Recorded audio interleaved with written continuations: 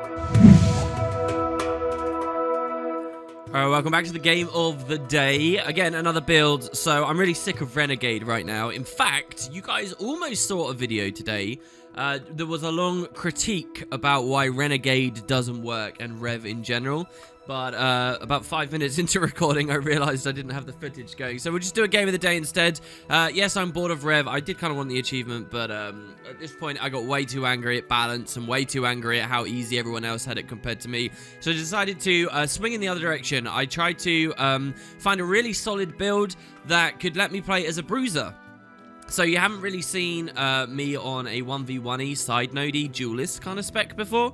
And so this, I think, is actually a good example of that. It's a Power Reaper. Oh, yes, I know what you're thinking, Mr. PvEer, but Power Reaper's terrible. Well, don't always trust everything here on the grapevine. This is actually a reasonable build, particularly in PvP, sorry. It's reasonable because it has incredible damage matched with great sustain. Its major downside is its mobility, but even that can be supplemented to a certain extent. Yeah, this is a good build for holding a side node, waiting for a +1 to come in, sustaining as long as possible. Doesn't have as much playmaking potential as some of these other builds, definitely, and you don't see snap kills go through, but it's really powerful. Today's game, is not necessarily a demonstration of how powerful it is the whole way through, but I think it's an interesting game to show off a Power Reaper build because I'm actually playing against some heavy condi pressure from an enemy Burn Guardian who really gives me a run for my money. So you can kind of see the upsides and the downsides of this build. There'll be some fun moments here. So let's run on in, I guess, and we'll see how we do. Here we get with the opening splits. You'll also notice, by the way, my utility skills, just very quickly. Sorry, I know you guys want me to get into it. We've got 3 skills here that you might be questioning. We are running the Well of Blood, we're running Spectral Grasp, and we're running Well of Corruption, not Suffering. Wait, Suffering? So this is the Well of Suffering, right? Normally you'd have, instead of the Well of Suffering, you'd have Well of Corruption. But I'm running this. Normally, instead of this Spectral, you'd probably run Spectral Armor.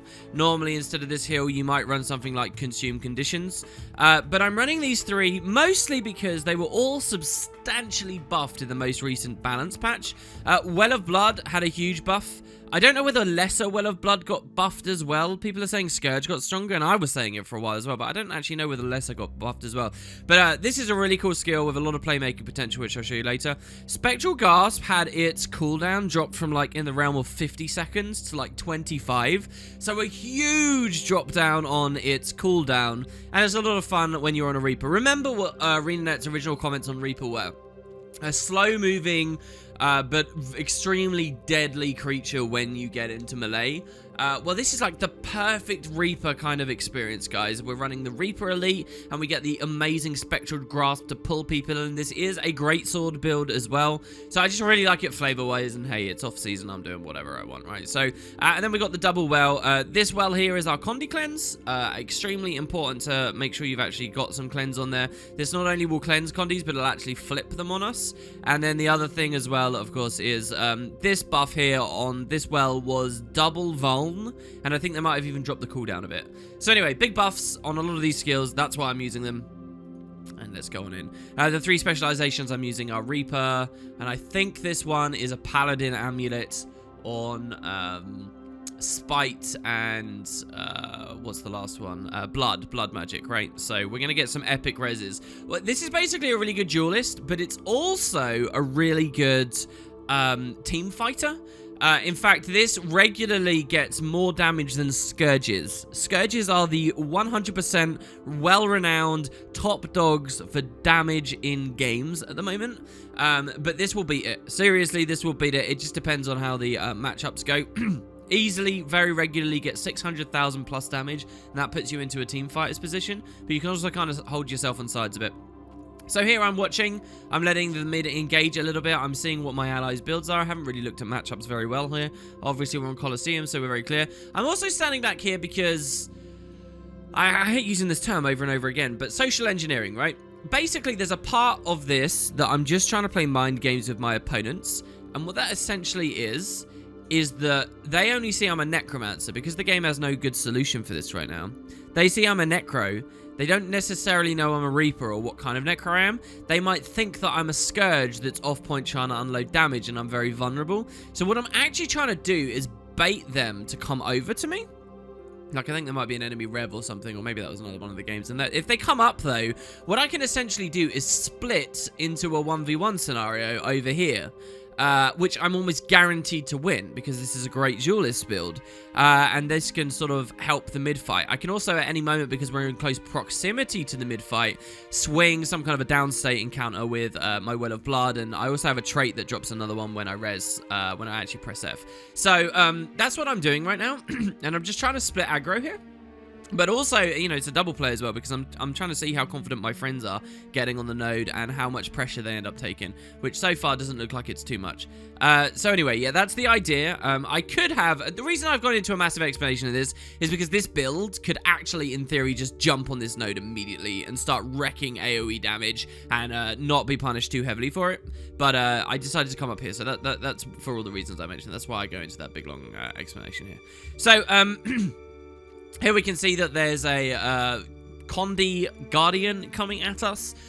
He drops the, what is this, Purging Flames? Is this called? I can't remember. Anyway, we don't want to stand in that. That's a consecration that does crazy burn damage. We've actually been hit with 2 already. And the main thing that hurts us this game, and that I play badly with, because there's moments where I don't play very well. You know, I'm not a perfect Reaper player. Is against that guy. We move in. We get massively chunked and knocked back, by the way, which is an extreme scenario here. I'm a Reaper on a Paladin amulet. I'm even, I think, on toughness runes here.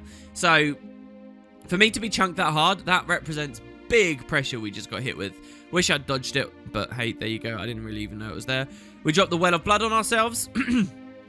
So this is great sustain for us. We actually have to stay in this area, though. You'll watch with a lot of this gameplay. I have to be careful with my WASD where I actually stand, making sure I get maximum value out of the wells. We're low, but we also notice that a lot of them, that their guys are low. This dude's low over here. This is going to manifest into something as well. So we're playing very dicey right now on how close we can actually stay here. We dip into Shroud because we have Burning on us. The Burning actually sheds. I think I'm going to get out of Shroud quite quickly. On one of these, I dip out of Shroud as well. So I stay in Shroud here so that the Burning doesn't do anything. Then, as soon as I'm going to bail out, thinking that mid might be lost, I notice a down state. So I decide to go back over to the downed body here. I'm extremely good at cleaving bodies. Here we're going to be too late, but the idea is to use Warhorn 4, which will unblockably daze everyone there, and thus obviously interrupt the bodies. Warhorn's extremely strong for that. I never get it in time. I drop the Well of Blood, and again, we want to, like, stand near it. But again, right on top of my Well of Blood lands a Guardian burn field, and we obviously don't want to be in that, so we stand away. You know, so I actually start getting a bit of support from my allies here. I actually see a little bit of alacrity there. There's no way. Do I have I don't know who's given me that alacrity. Actually, the alacrity might have been somebody transferred a Condi. I don't know. Perhaps it's our Hollow. It might be Purity of Purpose from our Hollow that gave us alacrity by converting chill or something. I don't know. Anyway, so this is a really volatile, difficult mid at the moment.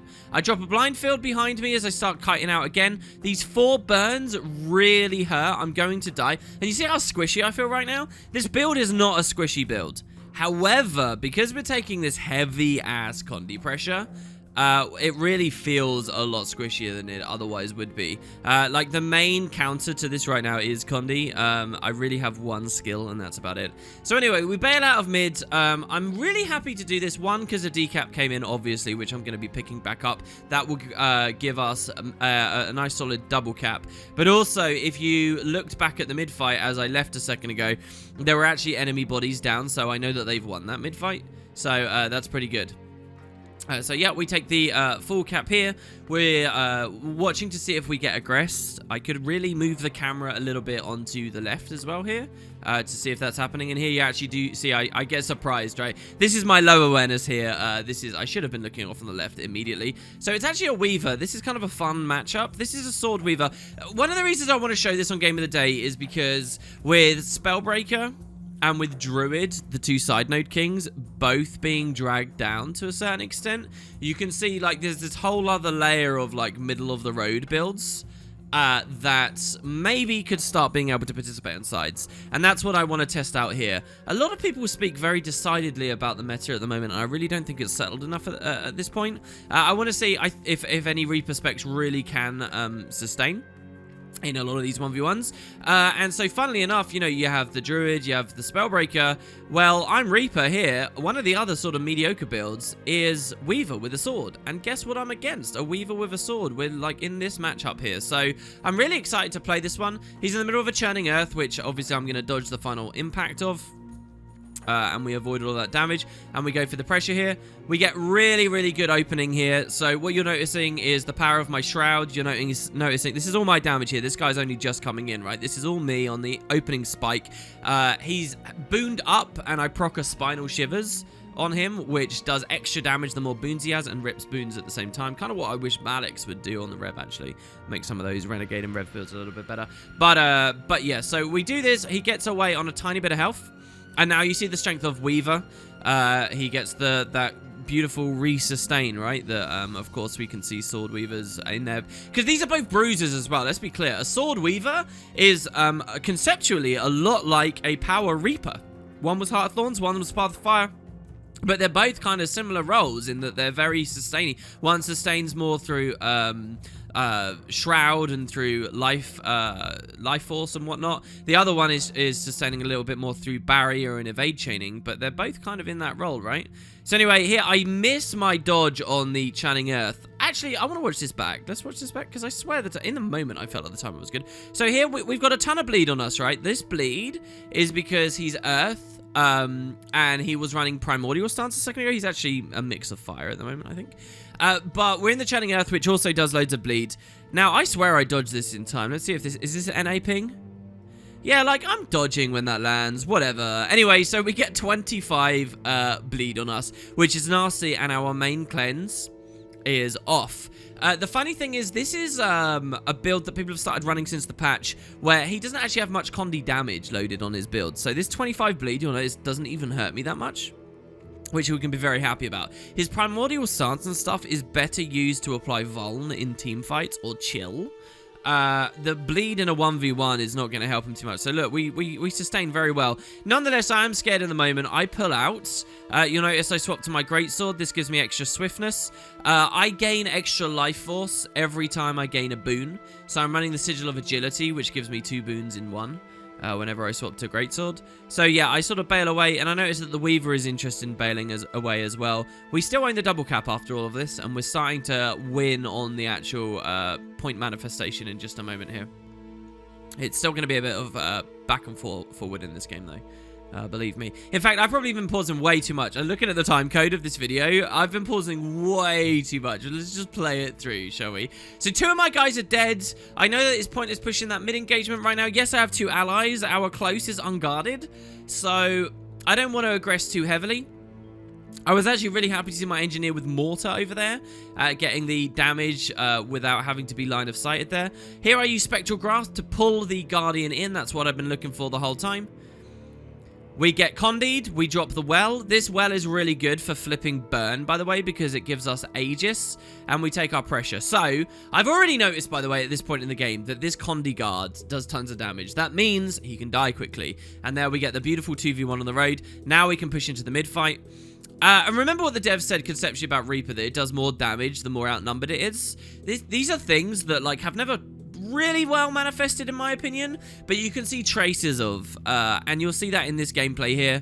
Here I use Spectral Grasp purely for the interrupt, and yes, to position him a bit closer, but he's a druid, so we'll just use the Staff 3 to get out or whatever. We use the axe to secure that kill. Pretty easy. The Spinal Shivers proc actually finishes that off. But yeah, so you see slivers of that in the... Reaper's actually quite good in team fights quite often, especially against scrappers spamming gyros and things. Here I put my elite, a pretty bad play really, but I'm just scared that someone might be chasing me. Terrible play as well, so I disengage. You can see that I'm low, but the reason I got so low was because I wasted my shroud.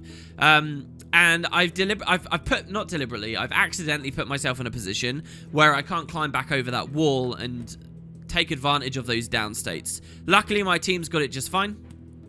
I cancel cast my Well of Blood because I realise it's not needed.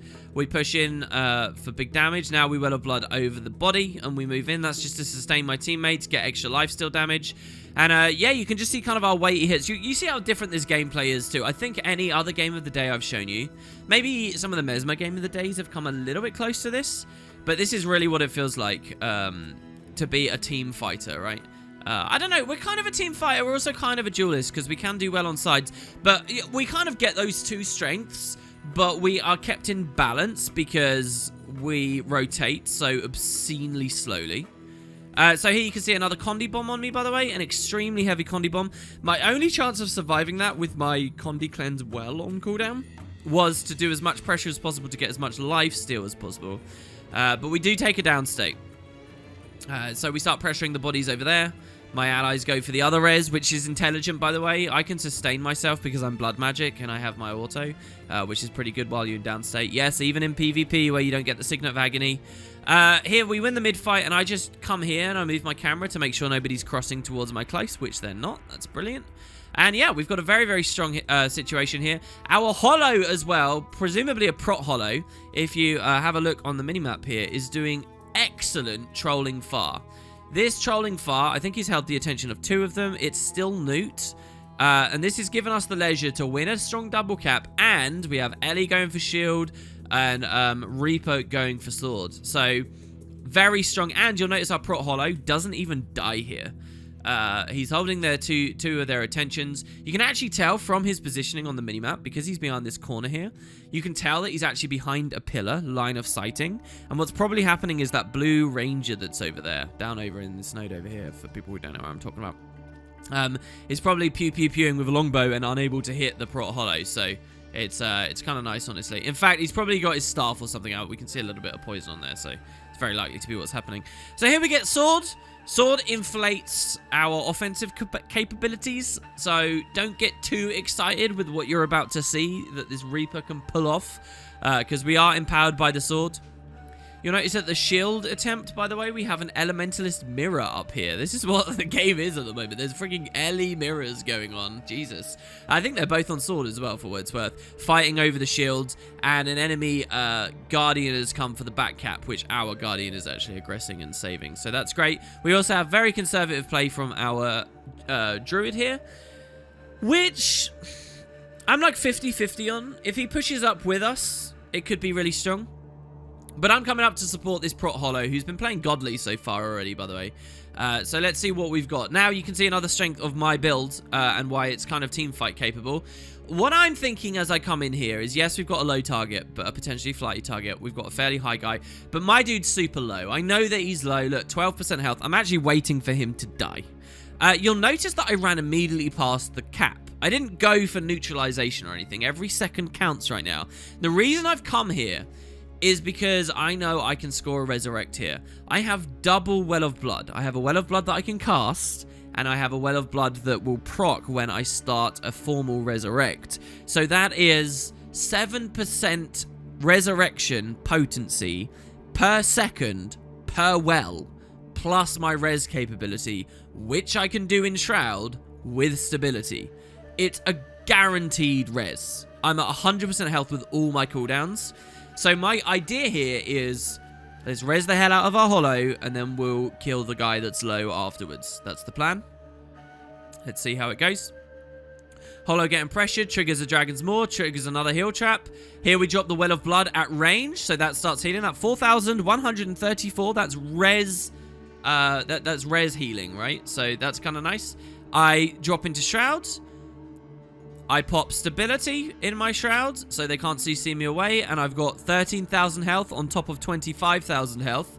I press F, it drops another Well of Blood. You notice you've got one Well of Blood that I cast before. Here's another one. We get another immediate tick, and we get a super quick res here on the holo. In fact, I drop the double well and immediately get off the body, because I know that the 2 wells is enough. If you look at his health already, he's at 93% in down state. It's enough already. We don't need any more. That's it, man. He's going to be up. And he's up. So I take the opportunity, while he's res by my double well, to use a skill 4. And we do massive... Look at the health of this ranger we're against right now. He was like nearly full a second ago. We did all of that just while he tried to aggress for the stomp and to secure that. So we coming out of nowhere. Prot holo moves away and resustains just for a second. I spent all of my shroud on that play, but we can get our shroud back by hitting people... as much as possible. And remember, guys, we have swords. Instant reap from one sword. We missed the gravedigger there. Instant reap from the other. Cheeky little 2v2. And that 2v2 comes out of the back of my prot holo. trolling this far point for ages. So that's actually a massive play. And a really, really powerful, great little plus that we offered here, even on a build with very, very low mobility, just because we're so impactful once we actually get to the fights. So that's kind of a highlight. You've seen some of the lowlights as well, obviously the major Condi pressure that I was taking in that initial engage where I couldn't even really do too much at mid. So here we push forward. We have the cap. Obviously, we're on the intercept. This is a 2v2 we literally just won. I immediately noticed as we start aggressing this guy, who's obviously the target, I immediately noticed that the druid goes for the decap. Very smart of the druid, exactly what he wants to do. I use my shroud to close the gap with the shroud 2. And now I'm looking at spectral grasp, which I'm going to execute in just a second, to pull him off so he can't decap. Now I get on, and we can let this play out. This is another 2... Actually, this is a 3v2. Let's just be clear here. We pressured one guy, but then we had to retarget. I had to go for the druid. Another respawns on. This is a 3v2 right now. The Hollow and me versus 3 red players. I'm holding the node versus 2 at the moment. Oh, sorry, against just the druid. One of them was a pet, obviously. My prot Hollow's gone down again because he's been aggressed by 2. The Condi Guardian, who's on Dragon Hunter, and the other player, obviously. So I immediately stop what I'm doing with the druid, who's in the middle of resustaining anyway. All I do by hitting him is give him more value out of Troll Unguent and more Celestial Avatar. I, from range, drop a Well of Blood onto my ally, who's now starting to res. I know he needs a little bit more, so once again I drop another one. We take the big res. Res is up. We're still 3v2, but he's resustained really nicely. Amazingly, we still have the node, by the way. The druid is greedy for us. We still have the node. Our Hollow died to overheat, I've just noticed. Oh, wait, no. That's not our Hollow. That's a different Hollow somewhere else on the map. Okay, that's fine. Yeah, so now we take the counter burst. We've just got a kill, 3v2, guys. That's a good play. That's really strong. Wouldn't have happened without these blood, this capability on blood here. So we get the cleave extremely quickly as well. We've just evened this up into a 2v2. So we go back onto the Firebrand, who we remember is very squishy. He goes down from our crazy... You can see how meaty we are, right? Like, look how easy this is. We interrupt the res with the Warhorn 4. He plays perfectly, by the way. I love my Hollow here. So we win a 3v2, and we didn't even get decapped in the middle of it. And that is an absolutely emphatically game-winning play there. All I have to do is cleave these down at my leisure. We could have left them to rot them, for what it's worth. But I go for the cleave, mostly because I don't want to naff about with the pet here. I stay at far now. On many of the other builds you would have seen, I would have gone to mid at this point, helped snowball that engagement that you can see on the minimap is in progress right now. But I'm too slow for that on this build, and I'm a really sturdy build here. So I'm actually going to stay up, and I'm going to watch for respawns. I'm even pretty confident that I can hold 2 of them for a while here, so there's 2. Then there's a third one. Listen, this is an okay build for being outnumbered and whatnot, but I'm not going to win a 3v1, okay? So I bail out. I give them neutralization. The fact that they all zerged towards that point, though, means we still have double cap because we're going to win this mid-fight really easily, right? And our close is obviously completely unaggressed. So all we have to do is quickly just deal with that. Ellie, by the time these guys rotate in, because they took an hour because they were going for me originally on their close instead of the most direct route, at that point I can just sort of, we can clean up. I do take massive Condi burst again here, by the way. So this is going to put me downstate. I don't get the Well of Blood in time, and I go down right at the end of the game. And that just shows you how hard that burning hits. This really is very heavily countered by Condi. It's a tricky matchup against those Scourges. It's a devastatingly difficult matchup against any kind of Mirage and an Axe. Also, I would presume, I don't have too much experience with it just yet. But yeah, there you go, guys. That is...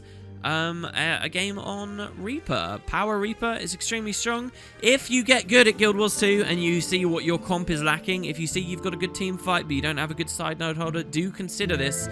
It can hold its own against those Druids and Spellbreakers a lot better than it could before the patch, and that's exactly what I wanted to see. And even on some kind of weird utilities here, right, just because they've been buffed. So there you go, guys. Hope you enjoyed the game of the day. I'll see you next time.